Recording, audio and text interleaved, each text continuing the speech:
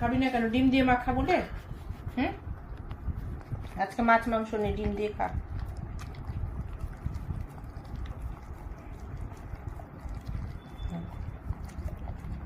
এরকম লাঠি ধরবো একদম, না হলে একটু এদিক ওদিক হলে খাবো না। ওনাকে এনে এখানে খাওয়াতে হবে আমাকে। চল চল, খাওয়ার জায়গায় চল। আর রাম, এটা কি করলি তুই? পুরো এখন আমাকে নিচে নাম,